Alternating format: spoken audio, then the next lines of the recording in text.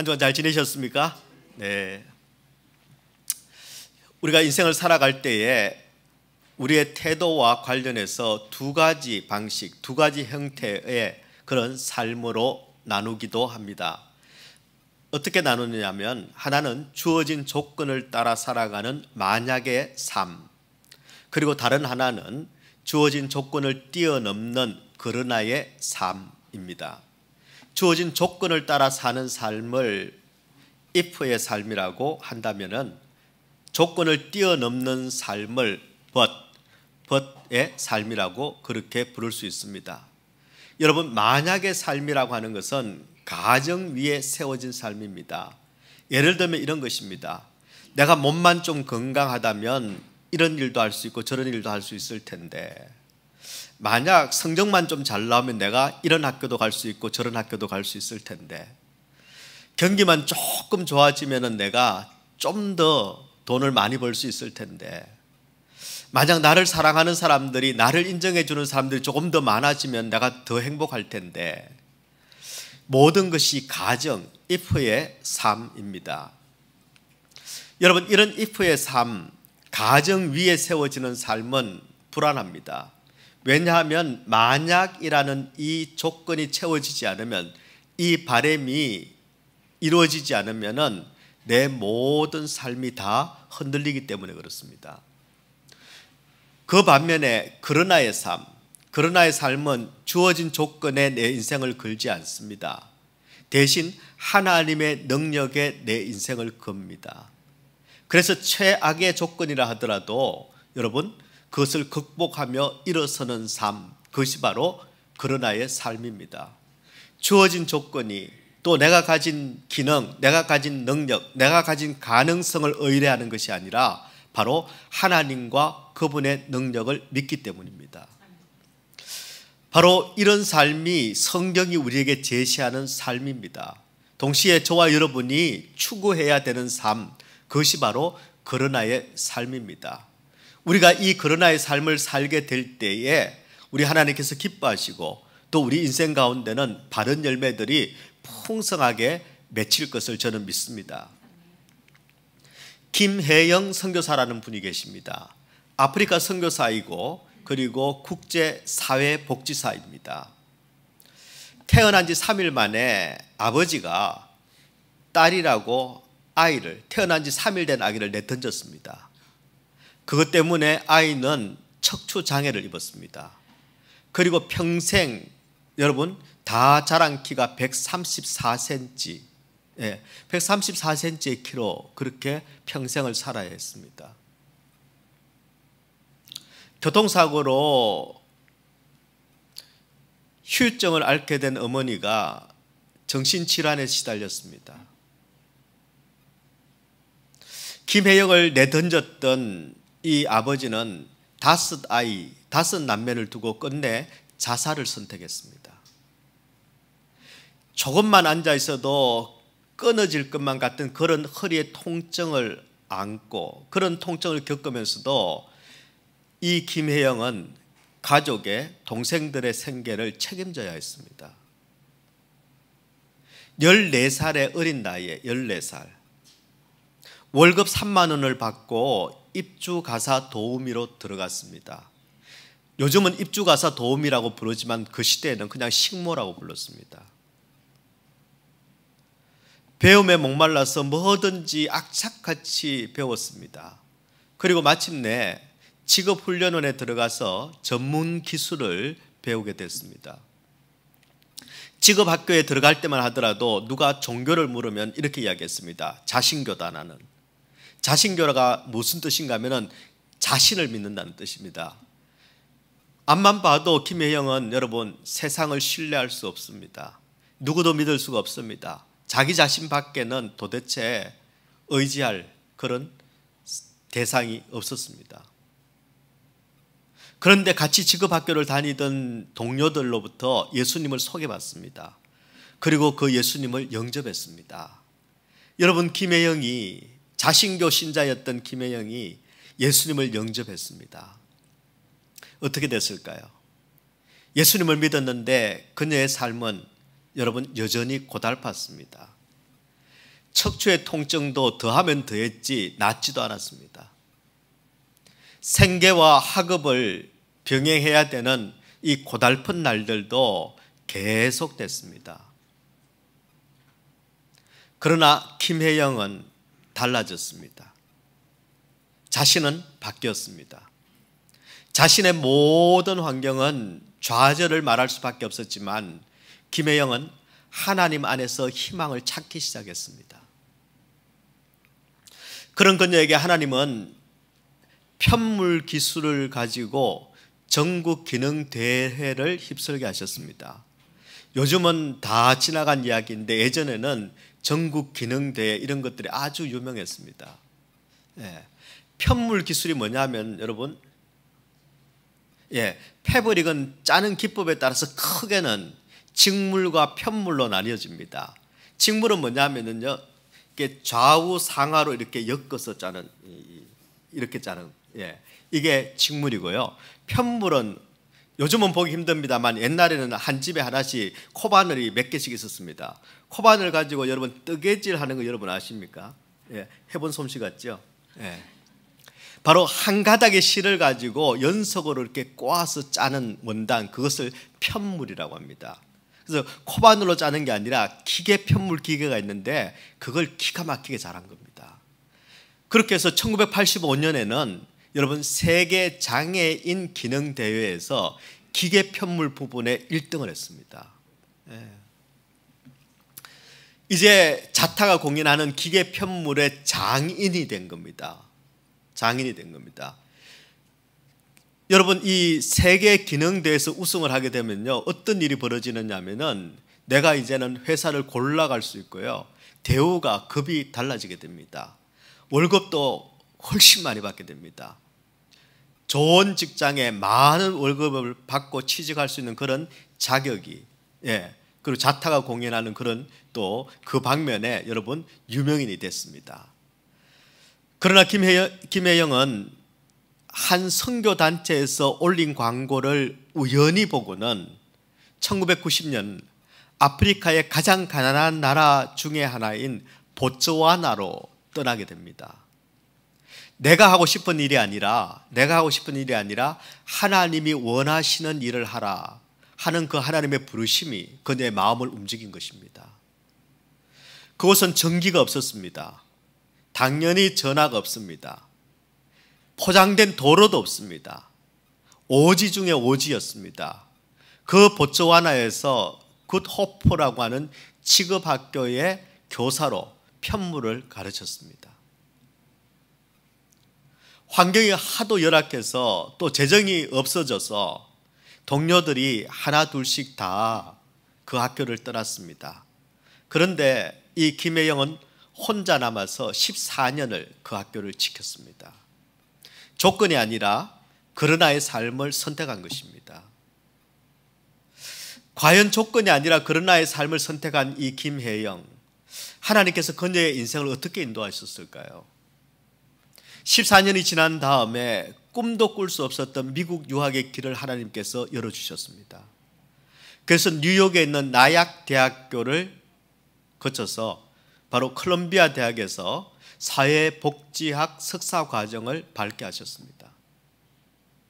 여러분, 134cm의 척추장애를 안고 있는 이 김혜영, 사실 내 한 몸 챙기는 것도 참 버거운 인생이었습니다. 그러나 주어진 조건이 아니라 하나님의 능력을 믿고 그리고 그 하나님을 신뢰한 이 딸에게 우리 하나님께서는 그저 내 한 몸 챙기는 그런 인생, 내 한 몸 잘 사는 그런 인생 정도가 아니라 여러분, 지금 아프리카 수개국의 여성들의 그 인권과 복지를 책임지고 일하는 그런 하나님 대사의 일을 맡겨주시고 살게 하셨습니다. 여러분, 이것이 바로 그러나의 삶입니다. 내 능력과 내 노력만큼 살아가는 그런 인생이 아니라 최악의 환경이라 하더라도 하나님의 능력을 믿을 때 우리 하나님께서는 하나님 크기만큼 하나님 사이즈의 삶을 살게 하시는 것, 이것이 바로 그러나의 삶입니다. 그렇다면 지금 저와 여러분은 어떤 삶을 살고 있습니까? 조건에 맞추어 사는 만약의 삶을 살고 있습니까? 아니면 하나님의 능력을 믿는 그러나의 삶을 여러분 살아가고 있습니까? 삶이 아무리 힘들고 아무리 어려워도 여러분 그 상황이 아니라, 내 능력이 아니라 하나님의 능력을 믿고 하나님의 능력만큼 그러나의 삶을 살아가는 그런 성도들이 되시기를 주님의 이름으로 축원합니다. 그렇다면 내 삶이 어둡고 힘들고 어렵고 그리고 무능력한데도 그 조건이나 상황이 아니라 하나님의 능력을 믿고 그분의 능력만큼 살아가는 이 그러나의 삶을 살아가려면 무엇이 우리에게 필요할까요? 주신 본문을 중심으로 여러분과 함께 정리하려고 합니다. 바라기는 지금 내 삶은 최악이다, 내 삶의 상황은 지금 힘겹다, 그런 분들이 계시다면 오늘 말씀을 통해 상황을 뛰어넘어 역사하시는 하나님을 다시 만나고 믿고 그리고 마침내 승리하는 그런 인생이 되시기를 우리 주님의 이름으로 축원합니다. 자, 그럼 최악의 상황이라 하더라도 하나님이 역사하시는 그러나의 삶, 이 삶을 살아가고 그리고 마침내 승리하려면 무엇이 우리에게 필요할까요? 첫 번째, 우리가 하나님의 능력을 믿어야 합니다. 하나님의 능력을 믿어야 합니다. 그러나의 삶으로 승리하는 인생이 되려면 우리 하나님의 능력을 믿어야 합니다. 오늘 본문의 말씀은 여러분 우리 인생 최고의 그러나의 삶, 바로 그 승리의 삶을 우리에게 소개해 주는 부활 사건에 대한 말씀입니다. 여러분, 부활은 기독교 신앙의 핵심 중의 핵심입니다. 그리고 클라이막스입니다. 그런데 참 아이러니하게도 우리는 이 신앙의 핵심이자 클라이막스인 이 부활 이야기를 부활절에만 합니다. 부활절에만 나눕니다. 일상에서는 우리가 잘 나누고 잘 누리지 못하고 있습니다. 참 이상합니다. 왜 그럴까요? 왜 우리 신앙의 최고 승리인, 여러분 핵심인 그리고 클라이막스인 이 부활 사건을 왜 우리는 절기가 아닌 매일의 일상 속에서는 나누지도 누리지도 못하고 있는 걸까요? 저는 그 이유 중 하나가 우리가 그러나의 삶이 아니라 만약의 삶을 기대하며 살고 있기 때문이라고 생각합니다.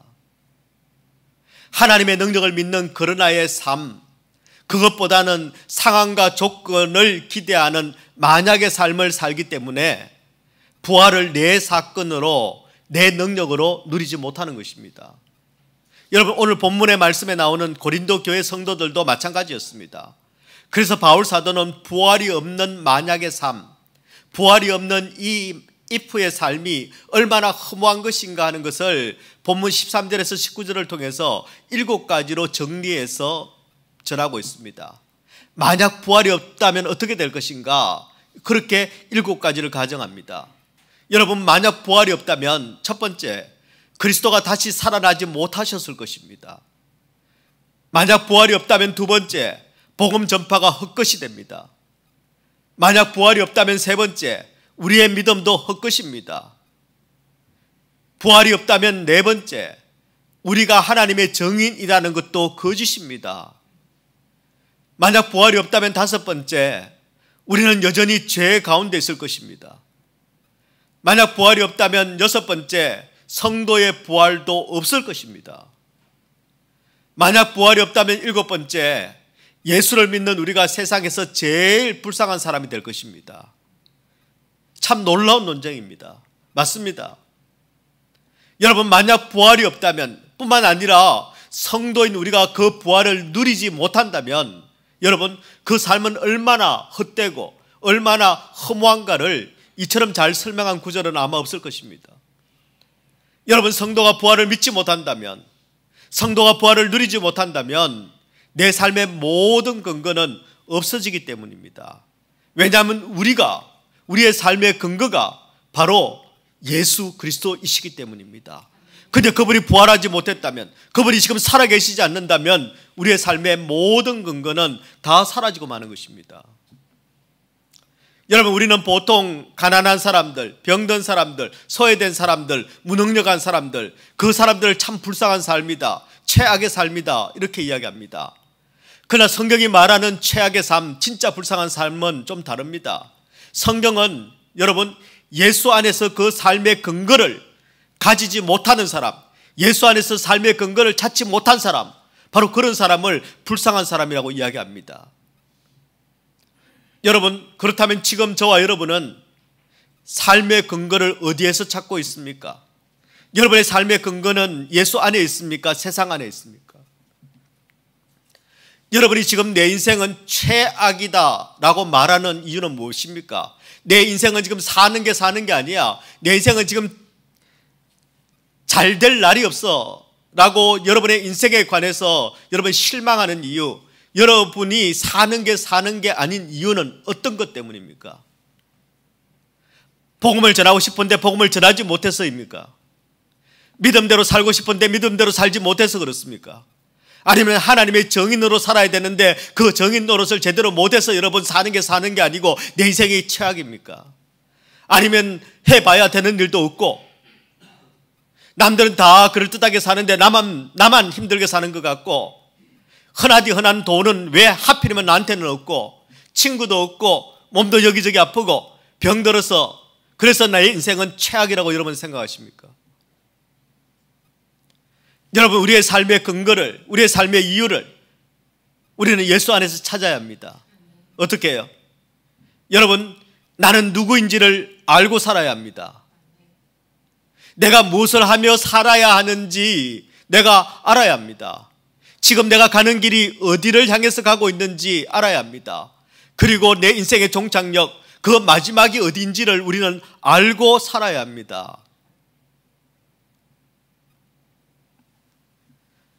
여러분, 우리는 가끔 원망합니다. 불평합니다. 내가 이렇게 살 사람이 아닌데라고 겉으로는 표현하지 않아도 속으로는 우리가 어떤 불행을, 어떤 여러분 좌절을, 실패를 경험할 때마다 내가 이럴 사람이 아닌데, 내가 이렇게 살려고 태어난 게 아닌데, 내가 이러고 싶지 않은데라고 생각합니다. 근데 여러분 아십니까? 여러분 원래 그러려고 태어난 사람들입니다. 여러분은 최악의 삶을 살도록 태어난 사람이고, 여러분의 운명은 그냥 최악밖에 없었던 사람들입니다. 마치 여러분이 잘 살 수 있었는데 이렇게 사는 모양, 그건 착각입니다. 꿈입니다. 그런 분들은 여러분 꿈을 깨셔야 합니다.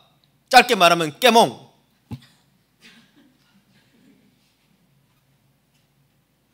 여러분, 우리는 원래 할 줄 아는 게 죄 짓는 일밖에 없었습니다. 내 삶의 열매는 아무리 애쓰고 아무리 열심히 수고해도 결국 마지막에 남는 것은 죽음과 사망뿐입니다. 그런데 그런 우리를 우리 예수님께서 그러나의 삶으로 바꾸어 주셨습니다. 역전시켜 주셨습니다. 우리는 원래 사랑받기 위해 태어난 사람 아닙니다.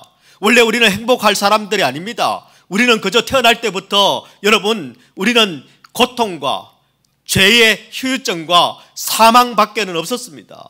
그런 우리를 우리 예수님께서 바꾸어 놓으신 겁니다. 고린도전서 15장 20절에 이렇게 말씀합니다. 그러나 이제 그리스도께서 죽은 자 가운데서 다시 살아나사 잠자는 자들의 첫 열매가 되셨도다.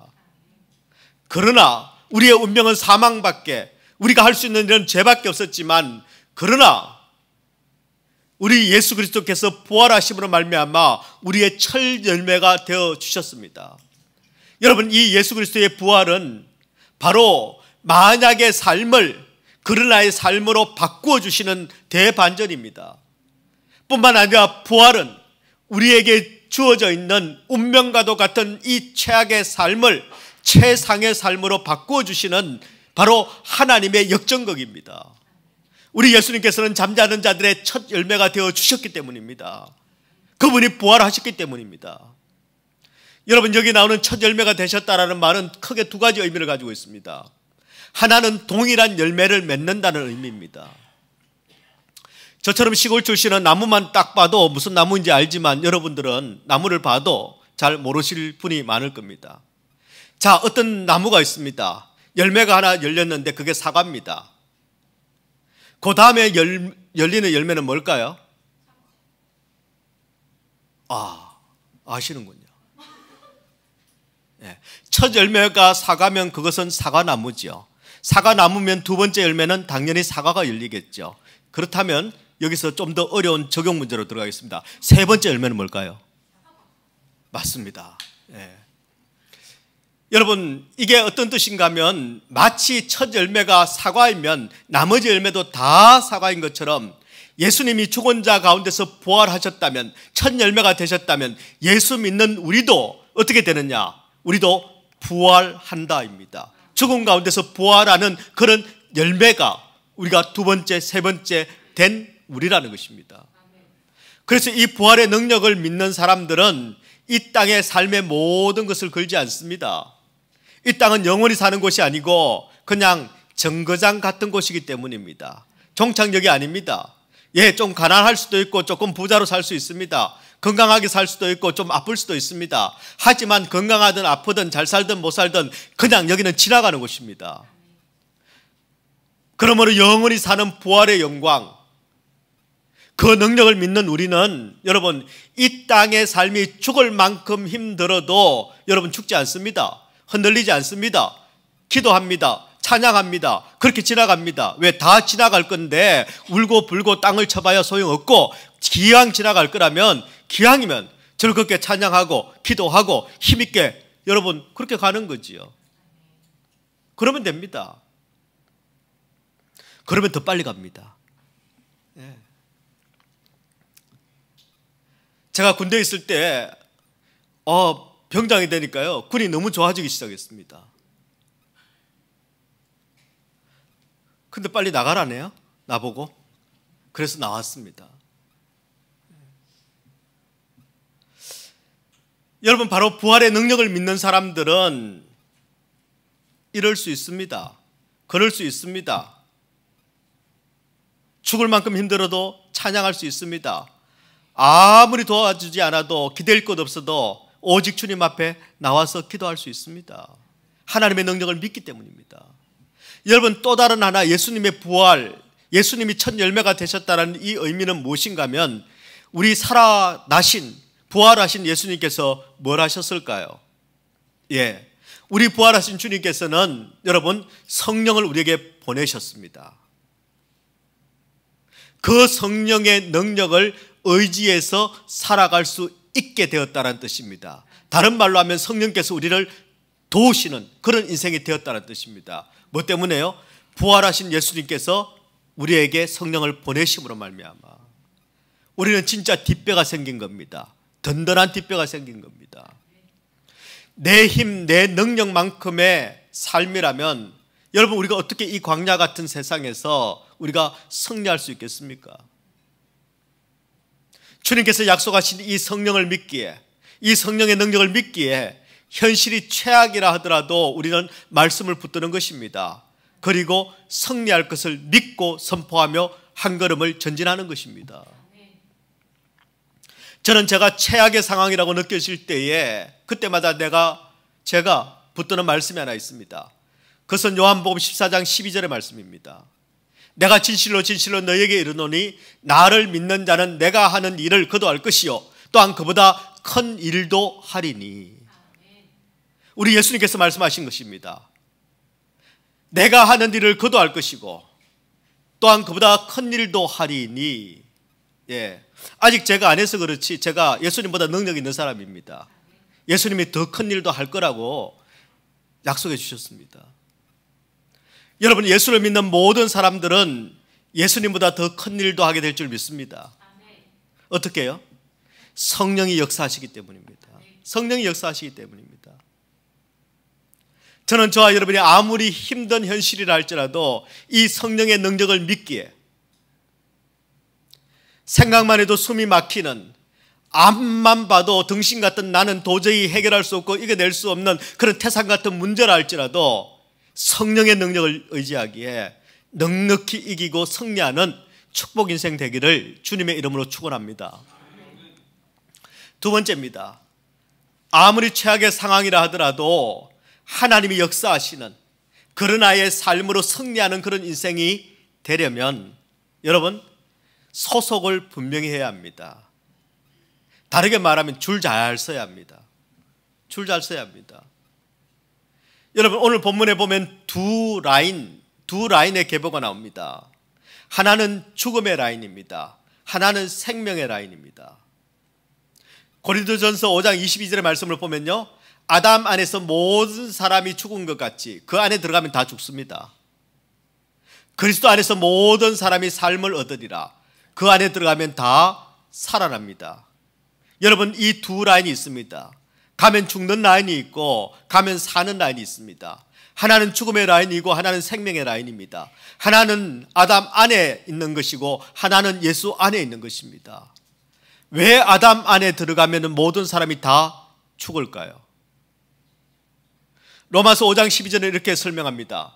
그러므로 한 사람으로 말미암아 죄가 세상에 들어오고 죄로 말미암아 사망이 들어왔나니 이와 같이 모든 사람이 죄를 지었으므로 사망이 모든 사람에게 이르렀느니라. 여러분, 아담의 라인이 아담 안에 들어가면 그곳에 죽음밖에는 없는 이유, 그것이 죽음의 라인인 이유는 바로 죄가 그 안으로 들어와 있기 때문입니다. 죄가 그 속에 들어와 있기 때문입니다. 여러분, 그럼 죄는 무엇입니까? 일반적으로 세상이 말하는 죄라는 것은 윤리적이거나 도덕적이거나 그리고 사회적인 규범을 어기는 범법 행위를 우리는 죄라고 이야기합니다. 그러나 여러분, 성경이 말씀하는 죄는 그것보다 훨씬 더 근원적이고 그리고 포괄적입니다. 성경이 말하는 죄가 무엇입니까? 단순히 겉으로 드러나는 죄의 정상들이 아니라 바로 하나님과의 관계가 끊어진 것을 죄라고 이야기합니다. 하나님과의 관계가 끊어져 있으면 나는 지금 죄 가운데 있는 것이고 죄를 짓고 있는 것입니다. 그래서 하나님과의 관계가 끊어진 이 관계를 다시 이어주시기 위해서 우리 예수님께서 오셨습니다. 그리고 예수님을 믿는 모든 사람들은 바로 죽음의 라인이 아니라 우리 예수님께서 죽음의 라인, 아담 안에 있는 그 사람들을 바로 자기의 품으로 생명의 라인으로 옮겨 놓으신 것이 바로 십자가와 부활 사건이라는 것입니다. 죽어 있는 인생을 그러나의 삶으로 역전시켜 주신 것입니다. 그런데 참 안타깝게도 여러분, 하나님께서 우리를 아담 안에서 예수 안으로 옮겨주셨는데 죽음의 삶에서 그러나의 삶으로 생명의 삶으로 옮겨주셨는데도 불구하고 우리가 예수를 믿는다고 하면서 여전히 아담의 라인에 서서 말씀에 불순종하고 육신이 시키는 대로 내가 하고 싶은 대로 그리고 내 욕심에 따라서 살아가는 사람들이 너무 많다는 것입니다. 여러분, 거기서 있으면 안 됩니다. 거기는 우리가 있어야 될 라인이 아닙니다. 우리 옆에 있는 분들에게 빨리 줄 바꿔라 이렇게 한번, 줄 바꿔서야 합니다. 줄 바꾸셔야 합니다. 아니, 저기 생명 라인에 있는 분은 그대로 있고요. 여러분, 지금 어느 라인에 서 계십니까? 여러분, 지금 자기도 모르게 죄를 따라가는 아담의 라인 안에 있습니까? 아니면 하나님께 순종하는, 또 순종하는 그리스도의 라인입니까? 지금 여러분의 삶에는 순종의 열매가 더 많습니까? 아니면 불순종의 열매가 더 많습니까? 여러분, 의의 열매가 많습니까? 아니면 불의의 열매가 더 많습니까? 우리 소속을 분명히 해야 합니다. 여러분, 아담 안에 있으면, 아담의 줄에서 있으면 생명의 열매를 기대하면 안 됩니다. 없습니다. 여러분, 만약 지금 내 삶에 맺히는 열매들이 여러분 성령의 열매가 아니라면, 지금 내가 어느 줄에 서 있는지 여러분 빨리 확인하셔야 합니다. 여러분, 좀 못생겨도 괜찮습니다. 가난해도 괜찮습니다. 못 배워도 괜찮습니다. 조금 덩신이라도 괜찮습니다. 아니, 많이 덩신이라도 괜찮습니다. 그런 조건이 생명과 죽음을 결정하는 게 아닙니다. 인생이 진짜 죽고 사는 문제는 여러분 내 능력이 아니라 내 조건이 아니라 지금 내가 어디에 속해 있는가, 내가 지금 어디에 소속되어 있는가, 어느 줄에 서 있는가, 하나님과의 관계가 바르게 연결되어 있는가, 바로 거기에 우리 인생이 달려 있습니다. 요한복음 15장 6절에 이렇게 말씀합니다. 사람이 내 안에 거하지 아니하면 가지처럼 밖에 버려져 마르나니 사람들이 그것을 모아다가 불에 던져 사르느니라. 사람이 내 안에 거하지 아니하면, 예수 안에 있지 아니하면 버려져서 불에 던져 살라진다라고 말씀합니다. 그렇다면 여러분, 지금 여러분은 하나님께 잘 붙어 있으십니까? 하나님께 바르게 연결되어 있습니까? 혹시 지금 줄 잘못 서서 여러분의 삶이, 여러분의 영이 바짝 말라가고 있지는 않습니까? 관계도 말라가고, 물질도 말라가고, 건강도 말라가고, 생명도 말라가고, 영도 말라가고, 만약 여러분의 모든 것들이 그저 말라가고 있다면, 여러분, 지금 내가 제자리에 서 있는가? 내 라인에 서 있는가? 여러분, 그것부터 먼저 확인하셔야 됩니다. 여러분, 줄 제대로 서면은 편합니다.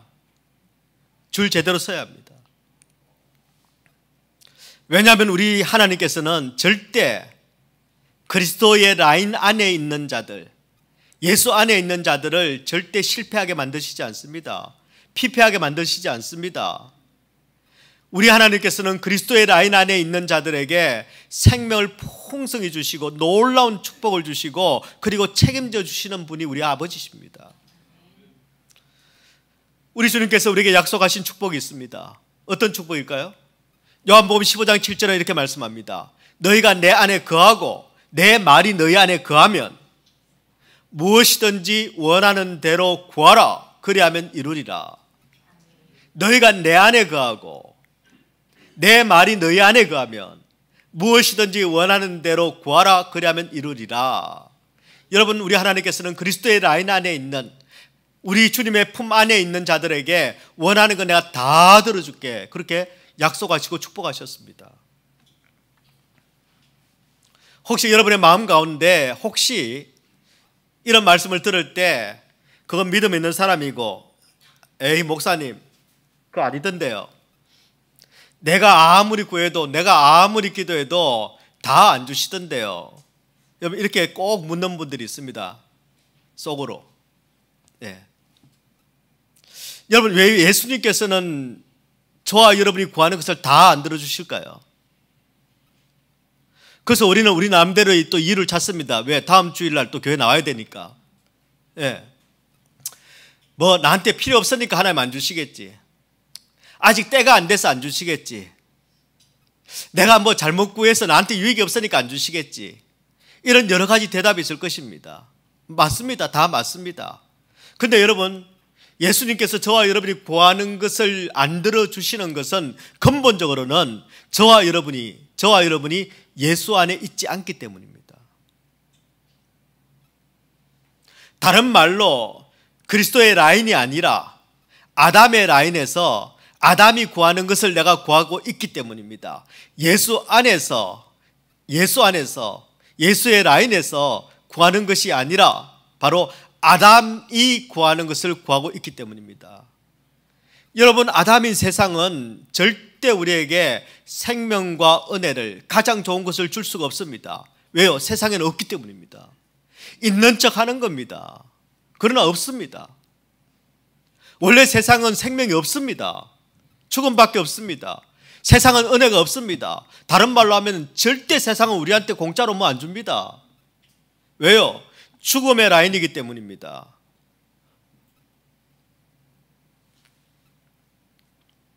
사는 게 너무너무 힘든 어떤 청년이 있었습니다.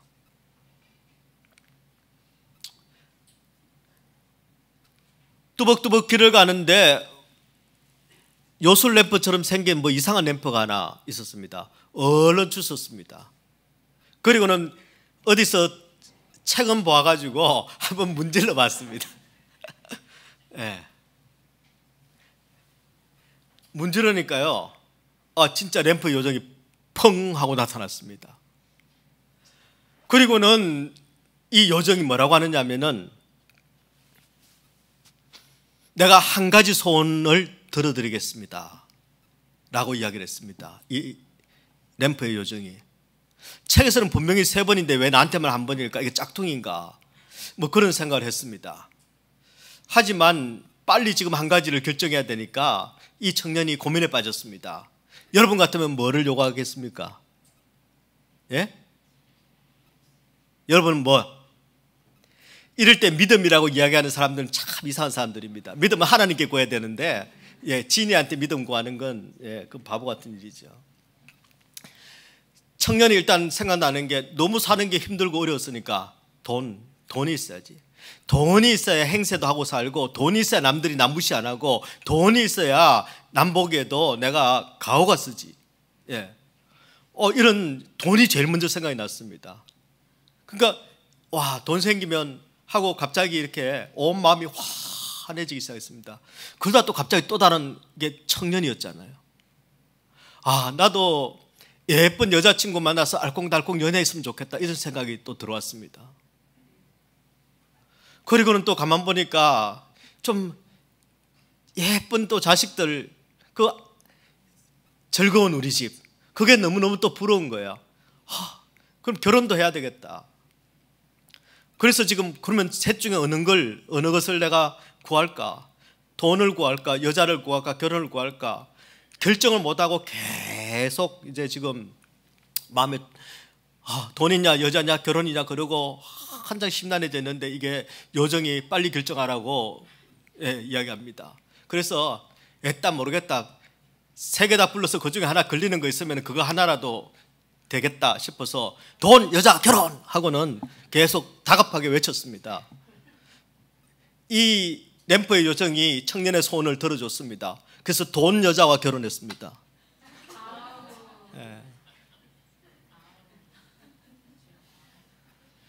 이게 우스운 이야기지만 여러분, 이건 바로 세상이 우리에게 하는 일입니다. 세상이 우리에게 주는 것입니다. 돈하고 여자하고 결혼을 주는 게 아니라 돈, 여자하고 결혼하게 해주는 게 세상입니다. 여러분, 아담의 라인, 죽음의 라인, 이 세상은 우리가 진짜 원하는 것, 우리에게 진짜 필요한 것, 우리에게 복이 되는 것을 들어줄 능력이 없습니다. 왜냐하면 세상에는 복이 없습니다. 그런데도 불구하고 우리는 아담 라인에서 늘 서성거리며 삽니다.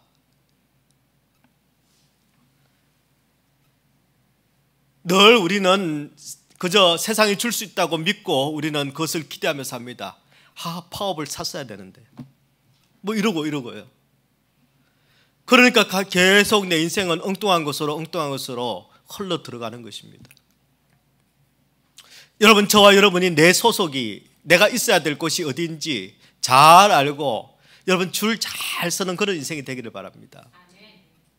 여러분, 죽음의 라인인 아담의 라인에서, 아담의 품에서 빼내어서 그리스도의 라인으로, 예수의 품으로 옮겨주셨는데도 불구하고 계속 그 생명의 라인에서 우리가 벗어나려는, 일탈하려는 것을 뭐라고 하느냐면 죄성이라고 합니다. 죄악에서 건져냈는데도 불구하고 자꾸 여기서 벗어나려고 하는 것을 죄성이라고 합니다.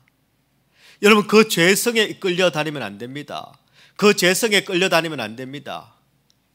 예수님이 내 안에, 내가 예수님 안에, 그렇게 소속이 분명한 그런 인생이 되어야 우리가 승리할 수 있습니다. 저는 우리 얼바인 사랑교회 모든 성도들이 예수 안에, 내 안에는 예수가, 그래서 확실히 분명히 마침내 승리하는 그런 축복 인생이 되기를 우리 주님의 이름으로 축원합니다. 지난 3월 18일, 지난 봄에 여러분, 국제우주정거장으로 유인 시험 비행을 떠났던 나사 소속의 두 우주 비행사가 지구로 다시 귀환을 했습니다. 두 비행사의 이름은 수니 윌리엄스와 그리고 부치 윌모어입니다. 바로 저 두 분입니다. 지난해 6월 5일 보잉사가 개발한 우주 캡슐을 타고 우주 정거장으로 시험 비행을 갔습니다. 임무가 여러분 8일 동안 그 우주에서 임무를 마치고 다시 돌아오는 그런 일정이었는데, 우주선에 결함이 생겼습니다. 고장이 났습니다. 그래서 8일 만에 복귀해야 되는데, 귀환해야 되는데 286일 만에 9개월이 지난 다음에야 여러분 다시 돌아올 수 있었습니다. 그동안요 기약도 없이 9개월 동안 우주 공간을 헤매는 그런 초유의 사태가 벌어진 겁니다. 나사의 발표에 따르면 두 사람이 우주에서 1억 9,528만 9,871km를 비행했답니다. 감이 안 잡히지요. 지구를 4,576번 공전했답니다. 여러분 생각해 보십시오. 아무도 없는 우주 공간에서 9개월을 그냥 9개월을 예정대로 머문 것이 아니라 원래 8일 만에 돌아와야 되는데 우주선이 고장이 나서 이제 영원히 이제 우주 미아가 될지도 모르는 그 상황에서 그 9개월 동안 이 두 우주 비행사가 얼마나 두려웠겠습니까? 얼마나 힘이 들었겠습니까? 그런데도 불구하고 그 두 우주 비행사는 그 힘든 9개월의 시간을 다 견뎌내고 9개월 만에 무사히 집으로 귀환을 했습니다. 기자회견에서 부치 윌모어 저분이 이런 이야기를 했습니다. 우리가 힘든 그 9개월을 견딜 수 있었던 것은 예배 때문이었습니다. 매주일 예배와 연결되어 있었기 때문에 예배를 통해서 하나님과도 연결되었고 그리고 지구와도 연결되었었던 게 우리에겐 가장 큰 힘이었습니다. 실제로 그들은 한 주도 빠지지 않고 텍사스 패사디나에 있는 프로비던스 침례교회 그곳에서 원격으로 예배를 매주일 함께 드렸습니다. 뿐만 아니라 부치 윌모어가 나중에 이런 너무나 귀한 고백을 했습니다. 사람들은 삶에서 많은 것들에 얽매여 있습니다. 하지만 나는 예수님께 매여 있었기에 어떤 상황도 저는 두렵지 않았습니다. 이런 고백을 했습니다. 여러분 그의 고백처럼 우리가 아무리 먼 우주 공간에 떨어져 있다 할지라도 누구와도 만날 수 없는 그 텅 빈 공간에 버려져 있다 할지라도 예배를 통해서 하나님과 연결만 될 수 있다면 우리는 결코 죽음을 향해 가지 않습니다. 아무도 찾지 않는 낯설고 외로운 곳에서 누구도 나를 도와줄 수 없는 어둠 속을 헤매고 있다 하더라도 만약 예배를 통해서 내가 하나님과만 연결되어 있다면 하나님께서 주시는 그 은혜와 그 능력을 내가 체험할 수 있는 그런 접속이 되어 있다면 우리는 그 상황에서도 그러나의 삶을 살아갈 수 있습니다. 저는 저와 여러분이 이 놀라운 하나님의 은혜, 이 능력을 경험하는 그런 인생이 되기를 축원합니다. 기왕의 예수를 믿는 것, 그분의 풍성한 은혜, 그분의 풍성한 능력, 그분이 우리에게 주시는 사망과 죽음의 권세를 물리치고 이기는 그 생명의 능력을 우리가 맛보며 살아가야 되지 않겠습니까? 특별히 오늘 21자 만남의 시간에 초대되신 우리 새가족 여러분,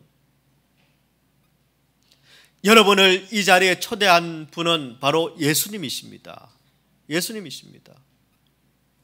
여러분, 우리 얼바인 사랑의 교회는 그저 물돈 하인들처럼 예수님이 초청하신 여러분에게 우리는 예수님의 말씀대로 섬기는 것입니다. 지금까지 여러분이 어떤 인생 여정을 걸어오셨는지 저는 잘 모릅니다. 우리 성도들도 잘 모릅니다. 그러나 우리 주님만큼은 여러분을 너무너무 잘 알고 계십니다. 그리고 그 주님께서는 사랑하는 여러분들이 지금부터는 지나온 삶보다는 더 많은 은혜를 누리며 살기를 그분은 원하십니다. 지나온 삶보다는 더 큰 생명을 누리며 살기를 그분은 바라십니다.